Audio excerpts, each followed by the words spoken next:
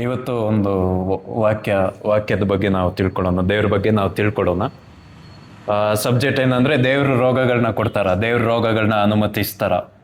ಈಗ ನಾನು ಒಬ್ಬ ದೇವರ ವಿಶ್ವಾಸಿ ಆಗಿರೋದ್ರಿಂದ ನನಗೆ ದೇವರು ರೋಗವನ್ನು ಕೊಡ್ತಾರ, ಇದನ್ನು ನಾವು ನೋಡೋಣ. ಕೊಡ್ತಾರ ಇಲ್ವಾ ಅಂತ ನಾವು ನೋಡೋಣ.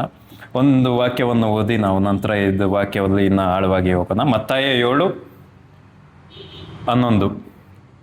ಹಾಗಾದರೆ ಕೆಟ್ಟವರಾದ ನೀವು ನಿಮ್ಮ ಮಕ್ಕಳಿಗೆ ಒಳ್ಳೆಯ ಪದಾರ್ಥಗಳನ್ನು ಕೊಡಬಲ್ಲಿರಾದರೆ ಪರಲೋಕದಲ್ಲಿರುವ ನಿಮ್ಮ ತಂದೆಯು ತನ್ನನ್ನು ಬೇಡಿಕೊಳ್ಳುವವರಿಗೆ ಎಷ್ಟು ಹೆಚ್ಚಾಗಿ ಒಳ್ಳೆಯ ವರವನ್ನು ಕೊಡುವನಲ್ಲವೇ. ಆಮೆನ್. ಈ ವಾಕ್ಯದಲ್ಲಿ ಏನಿದೆ ಅಂದರೆ, ಕೆಟ್ಟವರಾಗಿರೋ ತಂದೆಗಳು, ಈಗ ಭೂಮಿ ಮೇಲಿರೋ ತಂದೆಗಳು ನೀವು ಕೆಟ್ಟವರಾಗಿದ್ದಾಗಲೇ ನಿಮ್ಮ ಮಕ್ಕಳಿಗೆ ನೀವು ಕೆಟ್ಟದ್ದು ಬಯಸೋದಿಲ್ಲ. ಅದರಲ್ಲಿ ಇನ್ನು ಪರಲೋಕದ ಒಂದು ತಂದೆ ನಮಗೆ ರೋಗಗಳನ್ನ ಕೊಡ್ತಾರ? ಖಂಡಿತವಾಗಿಯೂ ಇಲ್ಲ. ನಾವು ಕ್ರಿಶ್ಚಿಯಾನಿಟಿನ ನಾವು ನೋಡಿದ್ರೆ ಅದು ಒಂದು ರಿಲಿಜಿಯನ್ ಅಲ್ಲ, ಅದು ಒಂದು ಧರ್ಮ ಅಲ್ಲ, ಅದು ಒಂದು ಸಂಬಂಧ, ತಂದೆ ಮತ್ತೆ ಮಗನ ಒಂದು ಸಂಬಂಧ. ಇಲ್ಲಿರೋ ಕೆಟ್ಟ ತಂದೆಗಳೇ ರೋಗವನ್ನು, ನನ್ನ ಮಗು ರೋಗದಲ್ಲಿ ಇರಬಾರ್ದು ಅಂತ ಬಯಸ್ತಾರೆ. ಅಂದರೆ ಪರಲೋಕದಲ್ಲಿರೋ ತಂದೆ ಖಂಡಿತವಾಗಿಯೂ ರೋಗಗಳನ್ನ ಅನುಮತಿಸೋದಿಲ್ಲ.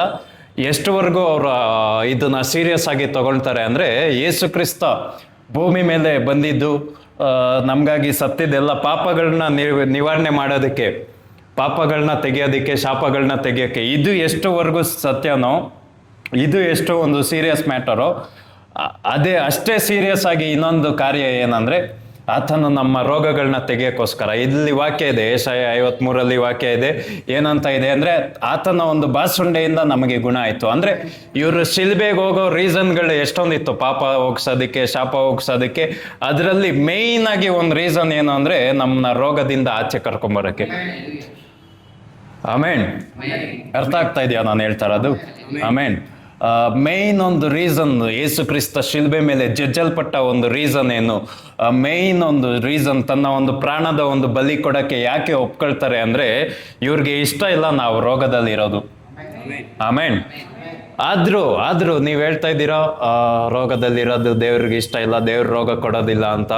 ಆದ್ರೂ ಯಾಕೆ ನಾವು ರೋಗದಲ್ಲಿದ್ದೀವಿ? ನಾವು ಕ್ರಿಶ್ಚಿಯನ್ ಆಗಿರೋರು ಯಾರೇ ಆಗಿರ್ಬೋದು, ನಾವೀಗ ಯೇಸು ಕ್ರಿಸ್ತನ ನಂಬೋರು ಯಾಕೆ ನಾವು ರೋಗದಲ್ಲಿದ್ದೀವಿ ಅಂದರೆ, ನಮಗೆ ಒಂದು ಗೊತ್ತಿಲ್ಲ, ಈ ರೋಗ ದೇವರಿಂದ ಬಂದಿಲ್ಲ ಅಂತ.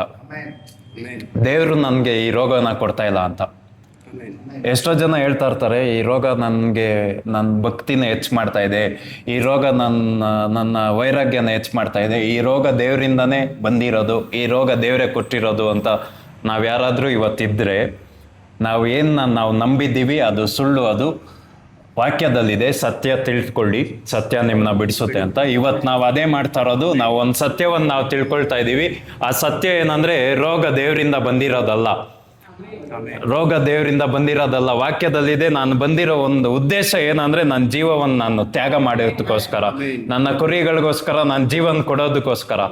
ಅರ್ಥ ಆಗ್ತಾ ಇದೆಯಾ? ವಾಕ್ಯದಲ್ಲಿದೆ, ಆತನಲ್ಲಿ ಜೀವವಿತ್ತು, ಆ ಜೀವ ಸಮೃದ್ಧಿಯಾಗಿತ್ತು, ಆ ಜೀವ ಮನುಷ್ಯರಿಗೆ ಬೇಕಾಯಿತು ಅಂತ. ಮೇಯ್ನ್ ದೇವ್ರ ಬಂದ ಉದ್ದೇಶನೇ ಆರೋಗ್ಯನ ಕೊಡೋಕ್ಕೆ. ರೋಗನ ಕೊಡೋ ದೇವರು ನಮ್ಮ ದೇವರಲ್ಲ, ರೋಗನ ಕೊಡೋ ಏಸಪ್ಪನ ನಾವು ನಂಬಿಲ್ಲ.